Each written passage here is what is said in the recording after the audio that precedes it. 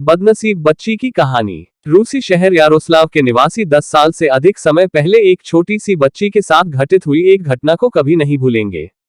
इसकी शुरुआत तब हुई जब एक पड़ोसी ने पास के घर में एक बच्चे के रोने की आवाज सुनी। उसने इसके बारे में ज्यादा नहीं सोचा और वही काम करता रहा जो उसे उस दिन करना था। लेकिन अगले दिन बच्चा रोता रहा। जिस घर से रोने की आवाज आ रही थी उस घर में किसी भी पड़ोसी ने किसी को नहीं देखा और रोशनी कभी नहीं जलती थी, यहां तक कि शाम को भी नहीं। लेकिन जब काफी लंबे समय तक आवाज आती रही तब पड़ोसियों को चिंता होने लगी और उन्होंने पुलिस को बुला लिया। वे आए और जब घर में दाखिल हुए तो अंदर से वह बिल्कुल खाली था। जो लोग वहां रहते थे वे सब कुछ लेकर गायब हो गए थे। एकमात्र चीज जो वे अपने पीछे छोड़ गए थे वह उनकी अपनी बच्ची। 1 साल की बच्ची गंदे फर्श पर पाई गई और यह स्पष्ट था कि वह कई दिनों से वहां थी। जांच से पता चला कि लड़की का नाम लिजा वेरबिट्स्काया था और उसके माता पिता पता नहीं कहां चले गए थे, कोई उन्हें ढूंढ नहीं सका। लिजा को अस्पताल ले जाया गया जहां वह कुछ दिनों में ठीक हो गई। उसी अस्पताल में एक महिला इन्ना नीका रहती थी जो अपने बीमार बेटे की देखभाल करती थी। वो दिन रात अपने बेटे के सिरहाने बैठी रहती थी। लेकिन एक दिन उसने बगल के कमरे से चीख सुनी और देखने गई कि यह सब क्या है। उसने लिजा को देखा और उसकी मातृ प्रवृत्ति ने उससे उसकी रक्षा करने और उसकी देखभाल करने के लिए कहा।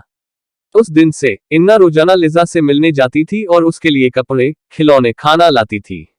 एक दिन इन्ना उस छोटी बच्ची से मिलने गई और देखा कि वह अब अपने अस्पताल के कमरे में नहीं है। तब पता चला कि उसे एक अनाथालय में ले जाया गया है।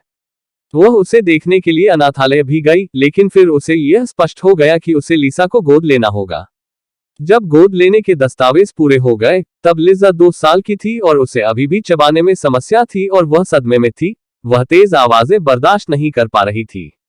बड़े होने के दौरान लिजा की त्वचा उसके रिश्तेदारों की तुलना में काली थी, लेकिन अब वह सुंदर है। वह एक मॉडल बन गई और अपनी कहानी और मॉडलिंग करियर की बदौलत वह पूरे रूस में जानी जाने लगी। जो लोग उसके रूप रंग पर हंसते थे जब वे उसे जीतते हुए देखते थे तो अपनी जीभ काटने लगते थे। एक किशोरी के रूप में अधिक प्रतिभा प्रतियोगिताएं वो जीतती गई। अब जब वह प्रसिद्ध हो गई है तो उसकी बायोलॉजिकल मां ने उससे संपर्क करने की कोशिश की, लेकिन उसे अनुमति नहीं दी गई। लिजा को उसकी मां का फोन नंबर मिला, लेकिन वह अभी भी सोच रही है कि क्या वह उससे मिलना चाहती है जिसने उसे छोड़ दिया। हमारा सम्मान इस दत्तक मां इन्ना को जाता है जो इस परित्यक्त बच्चे के जीवन में नायक बन गई, लेकिन ऐसी विशेष नियति के साथ। आपको ये कहानी कैसी लगी नीचे कमेंट करके हमें जरूर बताइएगा। अगर आपको ये कहानी पसंद आई हो तो अपने दोस्तों के साथ जरूर शेयर करें और ऐसी ही प्यारी कहानियां सुनने के लिए हमारे YouTube चैनल से जुड़े।